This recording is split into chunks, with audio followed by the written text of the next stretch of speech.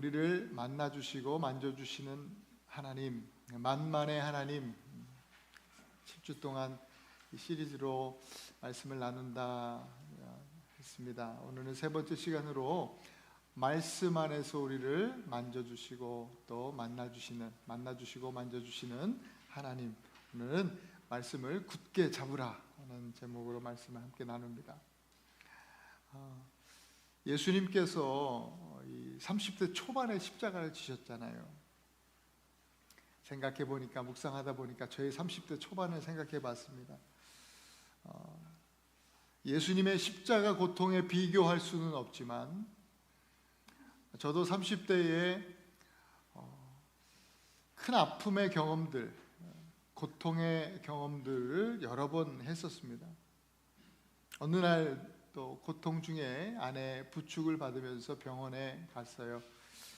의사를 만나고 나온 저는 아주 차분해지고 또 겸손해졌습니다. 얼마 후에 수술을 받게 되었어요. 아주 수척해진 얼굴로 교회 앞에서 성도들에게 제가 수술을 받게 되어서 한 주간 쉬어야 할 것 같습니다. 그랬더니 성도들이 다 놀라면서 아니 무슨 수술을 받으셨냐고. 저희가 더 이상 이렇게 숨길 수 없어서 성도들한테 이야기했죠. 치질입니다. 그렇게 얘기했더니 교회가 조용해지더라고요. 며칠 후에 제 사무실에 앉아 있는데 어떤 성도 한 분이 찾아와서 목사님 많이 아프시죠? 그래요. 저도 했습니다. 그러더라고요. 그 한 분만이 아니라 그 뒤로 진짜 많은 분들이 찾아와가지고 자기도 했다면서 그 고통을 나도 안다면서 그러면서 정말 많은 성도들이 찾아왔습니다. 어떤 청년이 하나 또 인상 쓰고 들어오는데 제가 너 치질이지? 딱 그랬더니 아니 목사님 어떻게 아셨냐고. 그러면서 자연스럽게 이 치질 상담이 사무실에서 계속 되어졌습니다. 너무 많이 오니까 이제 교회 앞에서 제가 그런 얘기를 했어요. 이제는 더 이상 치질 상담은 받지 않습니다. 오직 신앙 상담만 받습니다.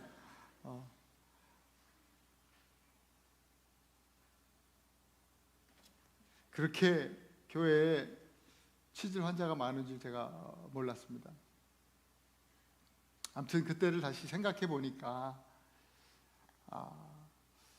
이 저에게 감추어졌던 것이 의사 앞에 드러나니까 수술하고 고통의 시간들은 있었어도 제 몸이 치유받는 일이 있었습니다.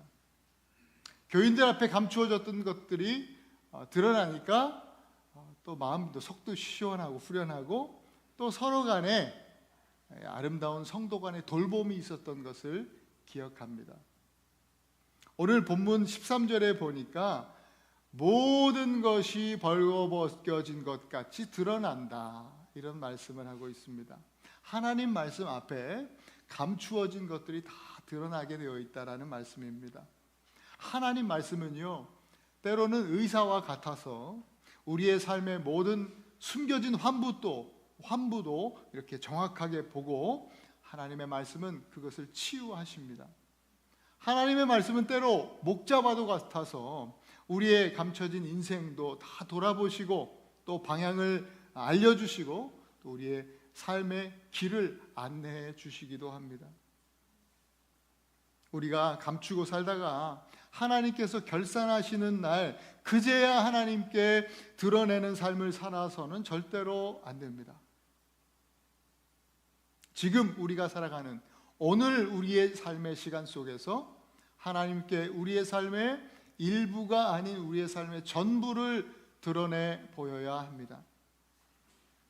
그것에 대한 권면이 오늘 본문 말씀 14절에 믿는 도리를 굳게 잡으라는 말씀입니다. 믿는 도리는 예수 그리스도입니다. 곧 하나님의 말씀을 의미합니다. 복음입니다. 굳게 잡는다는 것은요, 단단히 놓치지 않고 잡으라는 거예요. 하나님의 말씀 참 신기해요. 여러분들이 굳게 잡으면 잡을수록 하나님의 말씀에 오히려 굳게 붙잡히게 될 것입니다. 말씀을 놓치지 않고 꼭 붙잡는 분들은요, 하나님의 말씀이 여러분들을 꽉 붙들어 주시는 은혜를 경험하게 될 것입니다. 하나님의 말씀은, 그 말씀으로 주님은 오늘도 우리를 만나주시고 또 만져주십니다. 또한 말씀으로 우리를 단단히 붙들어 주시고 우리를 지켜주십니다. 2025년은 다른 어떤 해보다도 지나왔던 우리 삶들 가운데 이 새해만큼은 세상의 어떤 것 붙잡으려고 허송세월 하시지 마시고 하나님의 말씀 굳게 붙잡는, 하나님 말씀에 굳게 붙들리는 한 해가 될 수 있기를 축복합니다. 우리가 굳게 붙잡아야 할 하나님 말씀은 첫째로 생명의 말씀입니다. 본문에 하나님의 말씀은 살아있고 그랬습니다. 말씀이 살아있답니다. 신구약 66권, 구약 39권, 신약 27권의 이 말씀이요, 활자화된, 기록된 이 말씀, 책에 기록된 이 활자의 말씀이 어떻게 살아있다는 것입니까?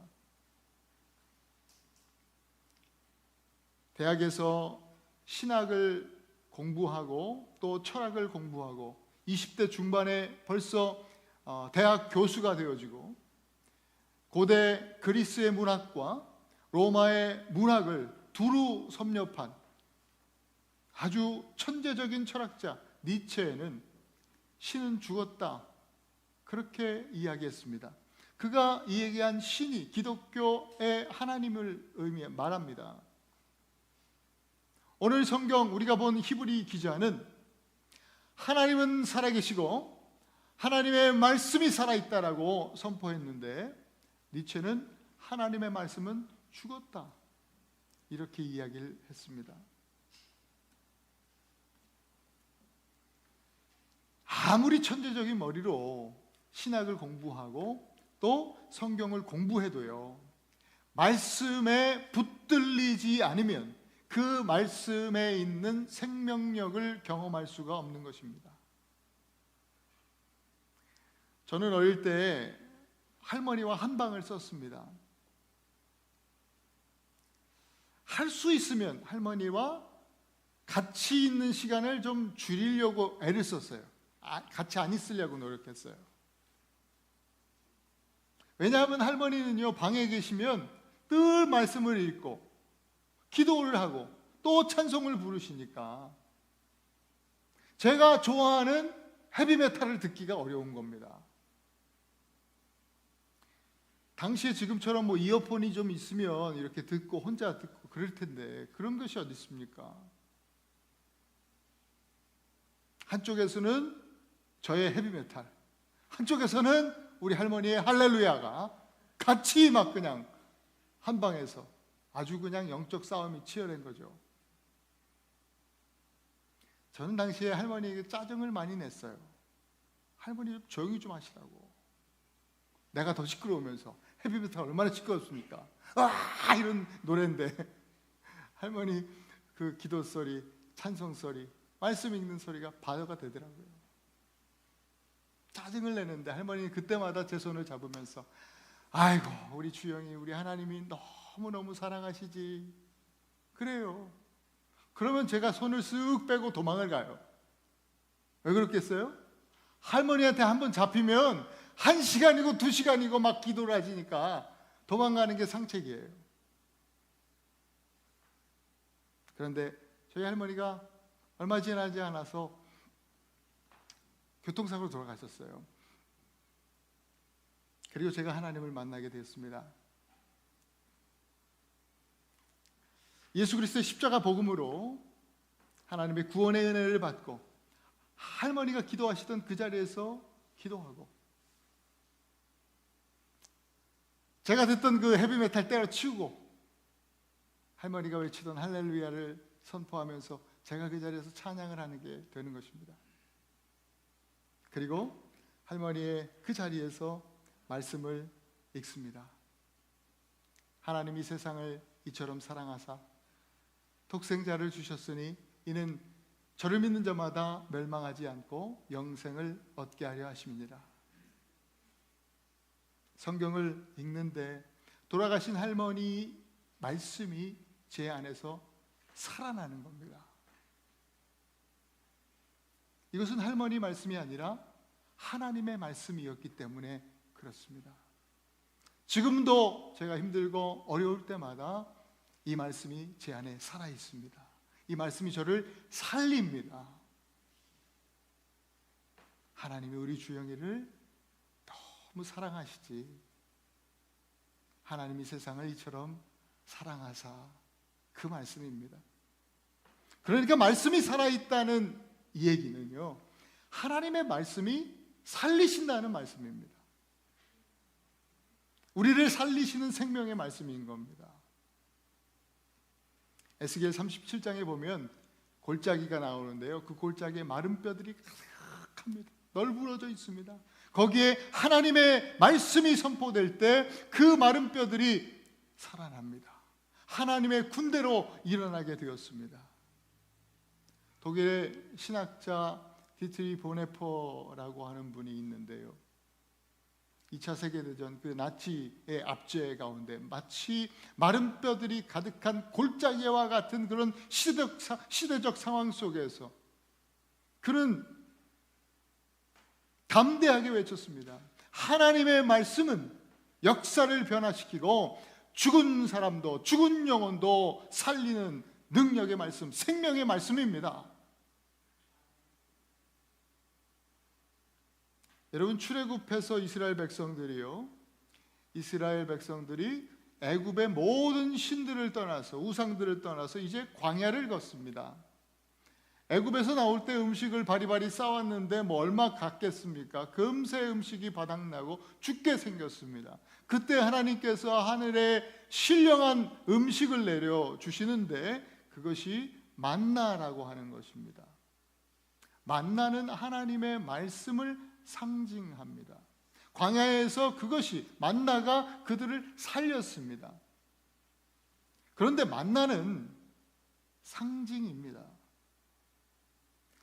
생명 말씀의 그림자일 뿐입니다. 하나님은 광야 같은 인생을 살아가는, 그 인생 광야길을 걸어가는 모든 사람들을 위해서 진짜 신령한 만나를 내려주셨습니다. 요한복음 1장 14절 말씀을 함께 읽어보겠습니다. 시작. 말씀이 육신이 되어 우리 가운데 거하심에 우리가 그의 영광을 보니 아버지의 독생자의 영광이요 은혜와 진리가 충만하더라. 아멘. 히브리 기자가 오늘 본문 14절에서 말씀은 곧 하나님의 아들 예수시라, 예수 그리스도라 가르쳐 주셨습니다. 말씀이 누구라고요? 예수님이라고요.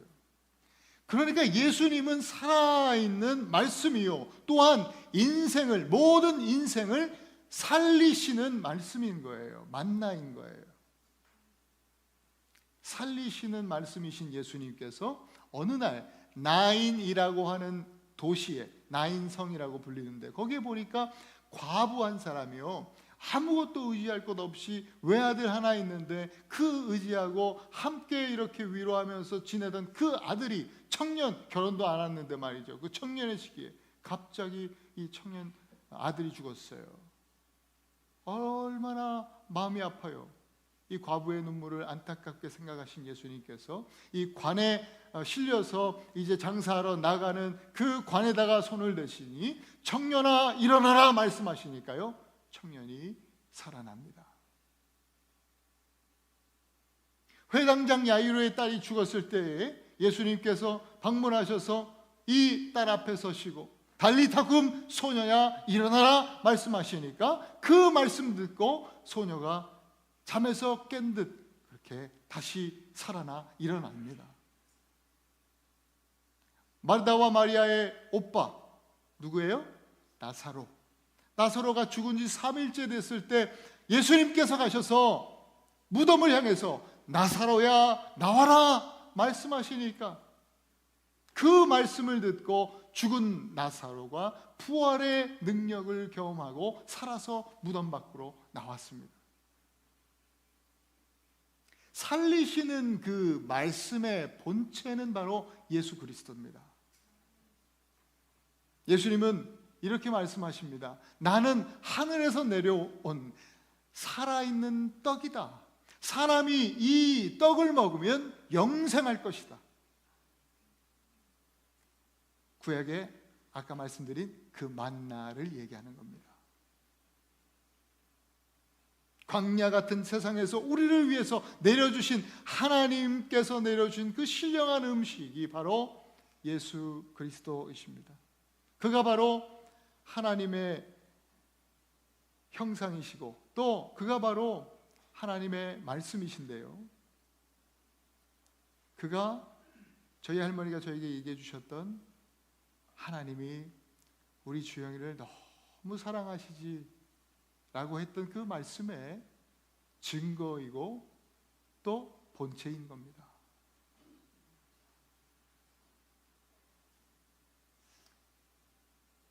하나님이 여러분들을 너무너무 사랑하십니다.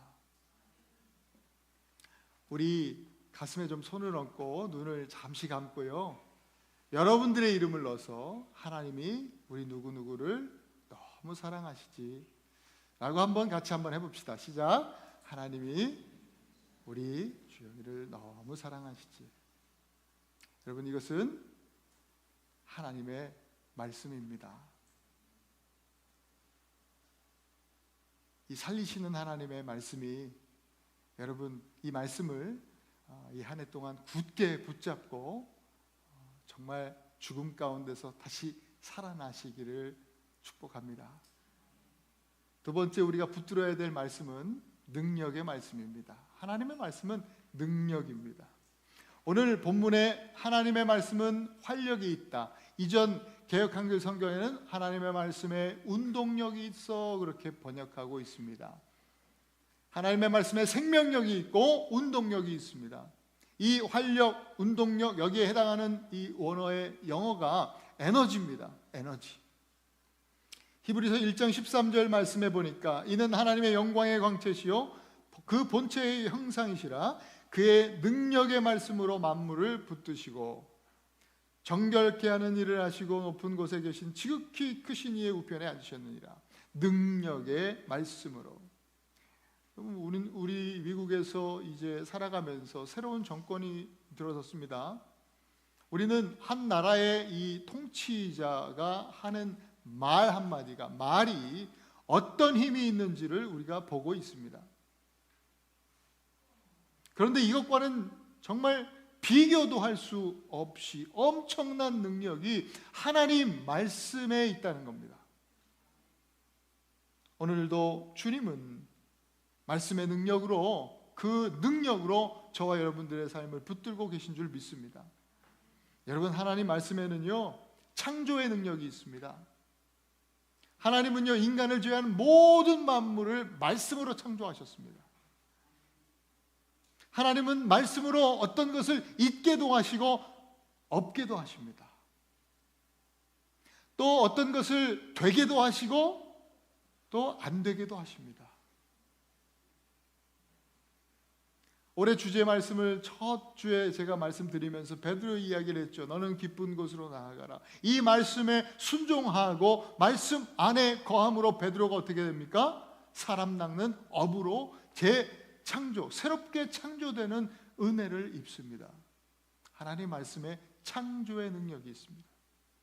또한 하나님 말씀에는 치유의 능력이 있습니다. 어느 날 백부장 하나가 예수님을 찾아왔습니다. 자기 하인이 중풍병에 걸렸다는 겁니다. 그래서 예수님께 기도를 요청하러 온 겁니다. 당시에 하인이라고 하면 그냥 물건입니다. 소유입니다. 하인에게 그렇게 사랑을 주고 정성을 들이고 그렇게 하는 거 없습니다. 그런데 하인에게까지 마음을 쓰는 그 백부장의 마음을 그 삶의 태도를 정말 좋게 보셨어요. 예수님이. 그래, 참 그 마음이 예쁘다. 자, 내가 고쳐줄게. 가자. 그러셨는데 백부장이 이거 웬걸요? 아닙니다. 예수님 오실 필요 없어요. 제가 백부장인데 저도 우리 군대에 우리 수하들에게 오라 하면 오고 가라 하면 그렇게 순종합니다. 예수님 오실 것 없이 말씀만 하시면 하인이 나을 줄로 믿습니다. 예수님이 감동을 하셨어요. 야, 이런 믿음을 어디서 이 유대 땅에서 보았나? 그래, 네가 믿는 대로 될지어다 라고 주님이 말씀하시니 그 즉시, 성경에 보니까 즉시 하인이 나으니라. 예수님 말씀이 떨어진 즉시 하인이 나으니라, 그렇게 기록하고 있습니다. 또 하나님 말씀은 악에서 우리를 승리케 하는 능력입니다. 예수님이 이제 공생에 사역하시기 전에 40일 금식하시고 이 광야에서 마귀의 시험을 받으셨습니다. 마귀는 3번이나 유혹하고 예수님을 시험했습니다. 그때 예수님께서 젊은 예수님이시니까 주먹으로 그냥 한 대 그냥 마귀를 때리신 거 아니라 말씀으로 마귀를 물리치셨습니다. 공생의 기간 동안에 예수님께서 말씀을 선포하실 때마다 귀신이 도망갔습니다. 예수님만이 아니에요. 제자들 또한 그런 일들을 했죠. 또 바울도 마찬가지로 고린도후서 10장 4절에 이렇게 기록하고 있습니다. 한번 같이 읽습니다. 시작. 우리의 싸우는 무기는 육신에 속한 것이 아니요 오직 어떤 견고한 지도 무너뜨리는 하나님의 능력이라. 여러분, 하나님의 말씀은 사탄의 견고한 진을 파는 능력이 되는 줄 믿으시기 바랍니다. 또한 하나님의 말씀은 구원의 능력입니다. 무엇보다도 말씀은 죄에서 우리를 구원하시는 능력입니다. 우리 로마서 8장 2절 말씀을 함께 읽습니다. 시작. 그리스도 예수 안에 있는 생명의 성령의 법이 죄와 사망의 법에서 너를 해방하였음이라. 아멘. 여러분, 이 한 해 말씀을 굳게 잡으심으로 말씀의 능력이 여러분들의 삶에, 여러분들의 가정에, 또 여러분들의 모든 삶의 일터에 함께 하시기를 간절히 축원합니다. 세 번째, 마지막으로 하나님, 우리가 붙잡아야 될 하나님의 말씀은요, 통찰의 말씀입니다. 통찰하시는 말씀. 하나님 말씀은요, 오늘 본문에 보니까 좌우의 날선 어떤 검보다도 예리해서 혼과 영과 및 관절과 골수를 쪼개기까지 하고 또 마음의 생각과 그 뜻을 판단하신다고 하셨습니다. 그래서 말씀 앞에서 모든 만물이, 모든 인생들이 벌거벗은 것 같이 드러나게 된다라고 하셨습니다. 이 드러난다라고 하는 이 성경 원어의 의미는 당시에 3가지 용도로 쓰였습니다. 고대 레슬링 경기에서 상대방 목을 딱 잡고 완전히 꺾어서 제압했을 때 드러난다라는 표현을, 이 단어를 사용했습니다. 그리고 또 두 번째로는 이 제물에, 제사 드릴 때 제물의 가죽을 다 벗겨낼 때, 싹 벗겨낼 때 드러난다라는 이 단어를 사용했습니다. 또 세 번째, 죄수가 이제 사형수가 사형을 집행할 때 수많은 사람들 앞에서 보통 사형 집행을 했는데 이 죄수의 고개 숙인 얼굴을 이게 뒤로 젖혀서, 목을 뒤로 젖혀서 만천하의 온 백성들에게 그 얼굴을 공개할 때 이 단어를 사용했다고 합니다. 이렇게 발가벗겨져서 드러나는 것이 어떤 결과를 만들어냈는데 2가지 극단적 결과로 나타나는 것을 우리는 성경을 통해서 보게 됩니다. 한 가지는 저주입니다. 제압을 당해서 패배하는 거예요. 그리고 가죽이 싹 벗겨져 버리는 거. 또한 죄수가 사형 집행을 당하는 거 모두가 다 심판이에요. 죽음입니다. 이렇게 저주받은 인생을 원하는 사람이 누가 있겠습니까? 아무도 없을 겁니다. 그러나 결국은 만물이, 모든 인생이 이렇게 하나님 앞에 드러나게 될 것이다 라고 성경은 말씀합니다. 벌거벗은 것 같이 다 드러난다라고 하는 이 말씀에 대한 또 한 가지 극단의 결과는 완전히 반대로 축복입니다.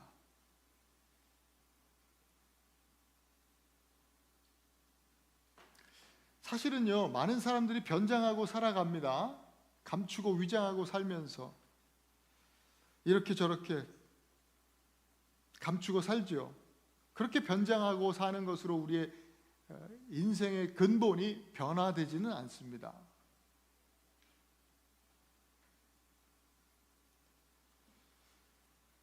잘 변장하고 사는 것을 하나님께서 원하시는 것이 아니라 변화되는 것으로 원하시는 거죠. 그런데 변장하고 감추고 사는 사람들도 반드시 하나님 말씀 앞에 결국은 드러나게 된다. 성경은 이들의 삶은 죄에 대한 그 결산, 오늘 본문에 결산이라는 단어가 사용되어지는데, 결산, 곧 다른 말로 결제가 되지 않았기 때문에 심판을 받을 수밖에 없다라고 하신 거예요. 그런데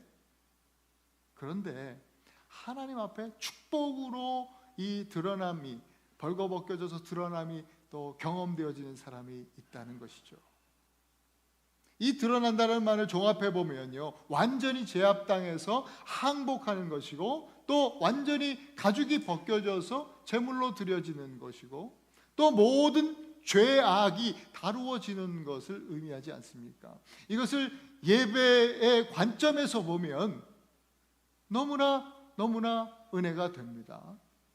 하나님 앞에 두 손 들고 항복하는 겁니다. 순복하는 겁니다.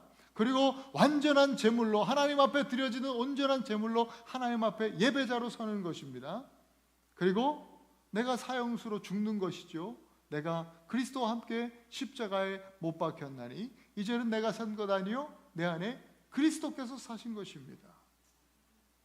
그렇게 하나님 말씀 앞에서 완전히 내가 벌거벗겨진, 그렇게 드러나는 것입니다. 그런 사람에게 하나님은, 우리 예수님은 우리의 죄에 대해, 그런 사람에 대한 죄에 대해서 결제해 주시는 거예요. 그래서 말씀 앞에 우리가 더 드러나는 것이 수치가 아니라 축복인 것입니다. 누구든지 하나님께서 결산하시는 그 날이 오기 전에 말씀 앞에 벌거벗은 것 같이 드러나야 합니다. 누구든지. 우리 하나님 말씀은요, 우리의 영혼과 또 우리의 육체의 모든 부분을 관통하시는 말씀이라 했습니다. 우리의 모든 생각과 의도를 간파하시는 말씀입니다. 그래서 우리가 말씀을 가까이 하면 할수록 우리의 연약함과 죄성에 대해서 더 깊이 발견하게 되는 것입니다. 우리가 하나님 말씀을 가까이 하면 할수록 나에게 선한 것이 하나도 없구나, 내가 뜻하고 또 계획하고 살아가는 모든 것이 하나님의 뜻을 거스르는 것이었구나 알게 됩니다. 동시에 말씀이신 예수님만이 유일한 소망이구나, 예수님만이 의로우신 분이시구나, 예수님만이 나의 이 그동안 밀린 이 죄값을, 본질적인 나의 인생의 죄값을 지불하실 수 있는, 결제하실 수 있는 분이시구나 깨닫게 되는 겁니다. 여러분, 이 깨달음은 빛과 같죠. 말씀의 빛은요, 언제나 참된 것, 진리를 보여줍니다. 빛이 비추이기 전에는요, 내가 꽤 괜찮은 사람으로 생각이 되어집니다. 내가 어떤 존재인지 제대로 알지 못하는 겁니다. 그러나 말씀의 빛이 비추면 머리를 숙이고 기도하던 세리와 같이, 주님 나를 불쌍히 여겨 주시옵소서, 나는 죄인으로서이다. 말씀의 빛이 비추이면 예수님 발 앞에 꿇어 엎드려서 주님 나를 떠나소서, 나는 죄인으로서이다. 그렇게 고백했던 베드로처럼 그렇게 주님 앞에 고백하게 되는 것입니다.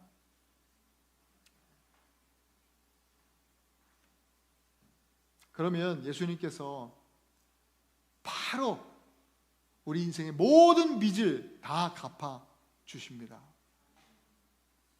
여러분, 통찰의 말씀, 이것은 영수증과 같다는 생각을 합니다. 영수증입니다. 글씨가 작아서 보일지 모르시겠지만 영수증에 보면 sin paid, shame paid, anger paid, lust paid, greed paid, envy paid, 모든 것들이 다 paid 됐습니다. Jesus paid it all. 예수님이 다 몽땅 다 지불하셨습니다. 결산의 날 하나님께서 자, 죄의 삭은 사망이라고 했다. 이제 너의 인생의 날을 한번 계수해보고 한번 결산해보자. 그렇게 말씀하실 때 여러분들 하나님 결산하실 거 없습니다. 벌써 다 계산했습니다 하면서 여러분 이 영수증을 보여주셔야 됩니다. 하나님께 주님, 제가 영수증 갖고 있습니다. 이것이 다 해결해 주는 겁니다. 이것이 은혜입니다.